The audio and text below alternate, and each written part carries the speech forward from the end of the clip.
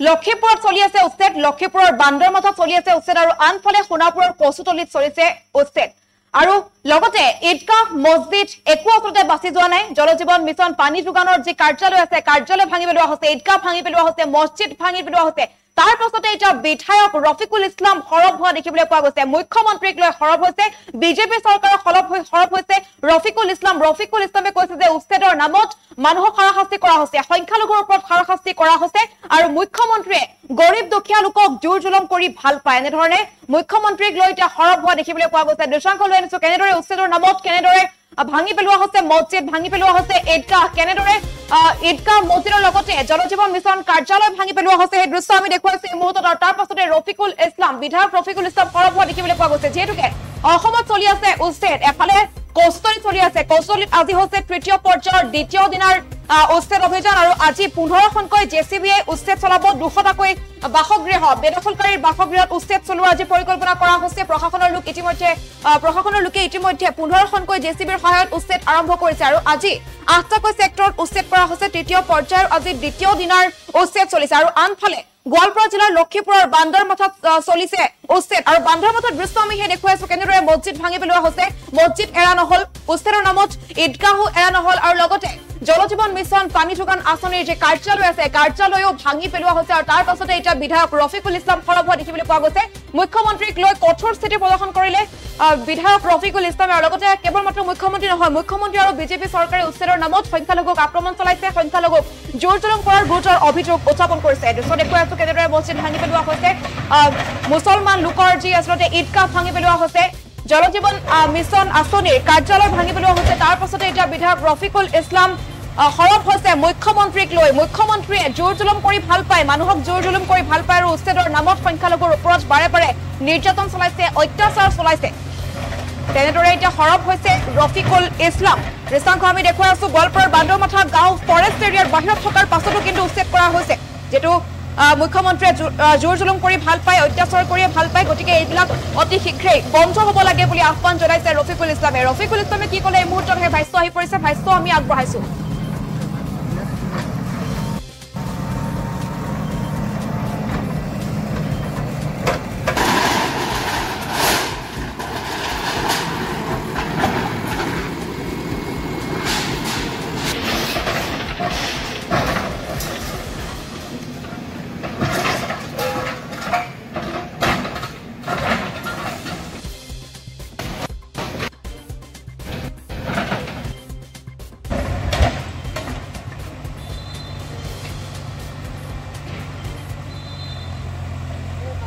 চাওক আমাৰ অসমৰ মুখ্যমন্ত্ৰী সৰ্বহাৰা গৰীব মানুহ দুখীয়া মানুহ ভূমিহীন মানুহ এই সকলক ওপৰত হাৰাশাস্তি কৰি তেখেতে ভাল পায় আমেজ পায় তেখেতে গতিকে সেইকাৰণে তেখেতে এই সব অমানৱীয় উচ্ছেদ চলাইছে আমি ইয়াৰ বিৰোধিতা কৰিছো ধিক্কাৰ জনাইছো তেখেতৰ এই মানসিকতাক ভূমিহীন মানুহ যিসকলৰ মানুহৰ থাকিবলৈ এডোখৰ জাগা নাই চৰকাৰী ভূমিত হয়তো তেখেতসকলে ঘৰবাৰী বনাই কিবাকৈ জীৱন যাপন কৰি আছে এই মানুহখিনি সংস্থাপনৰ দায়িত্ব চৰকাৰৰ আছিল আজি কচুতলি মেদি মাটি তেখেতে উচ্ছেদ চলাই আছে বান্দৰমাথা গোৱালপাৰা আপুনি লক্ষীপুৰ তাতে যদি চায় এইটো ৰেভিনিউ খাস ফৰেষ্ট মাটি নহয় কিন্তু ফৰেষ্টৰ মানুহৰ হতুৱাই তেখেতে তাতে উচ্ছেদ চলাই আছে অমানৱী উচ্ছেদ মই ধিক্কাৰ জনাইছো মই বিৰোধিতা কৰিছো এই মানুহখিনি বান্দৰমাথা গোৱালপাৰা মানুহখিনি গুৱাহাটী হাইকোৰ্টত আহিছিল হাইকোৰ্টৰ জাজমেন্ট মোৰ ওচৰত আছে অনাৰেবল হাইকোৰ্টে তাতে কৈছে যে ফৰেষ্টৰ এৰিয়া যিখিনি ফৰেষ্ট আপোনাৰ ফৰেষ্টৰ এৰিয়াৰ ভিতৰতহে ফৰেষ্টৰ মানুহে সেইখিনি উচ্ছেদ চলাব পাৰিব ফৰেষ্টৰ বাহিৰত ডিস্ট্ৰিক্ট এডমিনিষ্ট্ৰেশ্যনৰ দায়িত্ব ফৰেষ্টৰ মানুহৰ দায়িত্ব নহয় কিন্তু অসমৰ মুখ্যমন্ত্ৰী তেখেতে ফৰেষ্টৰ হতুৱাই বান্দৰমাথা যিটো ৰেভিনিউ খাস যোৱা ডেলিমিটেশ্যনত যিটো ৰিপৰ্ট দিছে তাৰ পিছতো ৰেভিনিউ খাস হিচাপে এইটো এটা ভিলেজ হিচাপে গণ্য হৈছে সেই গাঁৱত প্ৰাইমাৰী স্কুল আছে সেই গাঁৱত আপোনাৰ এমই স্কুল আছে অংগনবাদী সেন্টাৰ আছে পকি ৰাস্তা হৈছে ইলেক্ট্ৰিফিকেশন হৈছে আপোনাৰ পিএসসিৰ ওয়াটাৰ সাপ্লাই স্কিম তাতে দিয়া হৈছে এটা গভৰ্নমেন্ট ৰেভিনিউ খাস এই গোটেইখিনি সুবিধাত সেই গাঁওখনত থকাৰ পিছতো আজি ফৰেষ্টৰ যোগেদি মুখ্যমন্ত্ৰীয়ে বান্দৰমাথাই গাঁওখন উচ্ছেদ কৰিছে যিজন মানুহ সকলো জাতি জনগোষ্ঠীক সমদৃষ্টিত চাব নোৱাৰে সকলো জাতি জনগোষ্ঠীৰ লগত যিজন ব্যক্তি নাই তেনেকুৱা এজন ব্যক্তি মুখ্যমন্ত্ৰীৰ চকীত থকাৰ উপযুক্ত নহয় আপোনাৰ গোৱালপাৰা বান্দৰমাথা লক্ষীপুৰৰ যেটো সেইখিনি গভৰ্নমেন্ট খাস ল্যান্ড খাস ৰেভিনিউ খাস সেই তাৰ কথা কৈছে কিন্তু মুখ্যমন্ত্ৰীয়ে জবৰদস্তি ফৰেষ্টৰ মাটি কৈ ট্ৰাইবেল বেল্ট এণ্ড ব্লক কৈ তেখেতে যিটো অমানৱিক উচ্ছেদ কৰি আছে তেখেতে হাইকোৰ্টৰ মানে আপোনাৰ জাজমেণ্টক তেখেতে অৱমাননা কৰি আছে আৰু ফৰেষ্টৰ মাটি নহয় কিন্তু ফৰেষ্টৰ মাটি বুলি ক্লেম কৰি বান্দৰ মাথাত যিটো উচ্ছেদ চলাই আছে বা কচুতলিত ৰেভিনিউ খাস আছে তাতে কচুতলিত আপোনাৰ মেদি মাটিত মানুহে বসবাস কৰিছে এই মানুহখিনিক ক্ষতিপূৰণ দি এই মানুহখিনিক বেলেগ জায়গাত সংস্থাপনৰ ব্যৱস্থা কৰি তেখেতে যদি সেই মাটিৰ প্ৰয়োজন আছিল তেনেকুৱা ব্যৱস্থা ল'ব পাৰিলেহেঁতেন বেলেগে সংস্থাপন নিদিয়াকৈ যিটো অমানৱিক উচ্ছেদ তেখেতে চলাইছে কচুতলি হওক গোৱালপাৰাৰ বান্দৰ মাথাই হওক এই সব অমানৱিক উচ্ছেদ তেখেতে অতি সোনকালে বন্ধ কৰাৰ দৰকাৰ যিবিলাক চলি আছে আপোনাৰ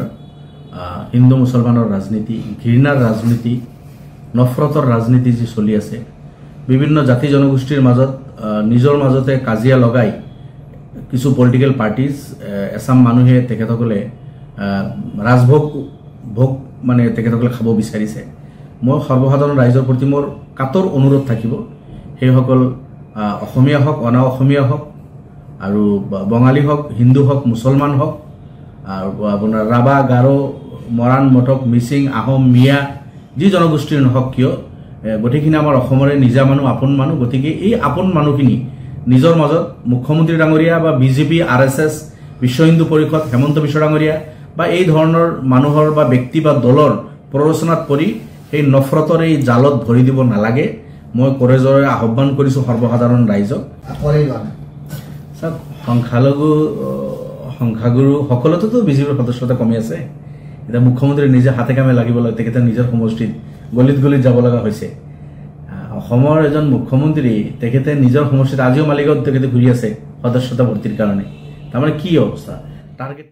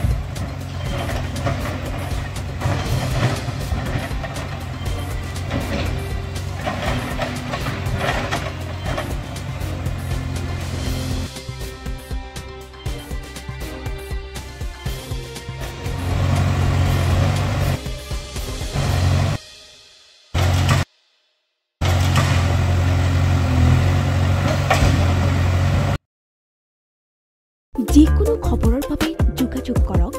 7099017330 অথবা 7099017390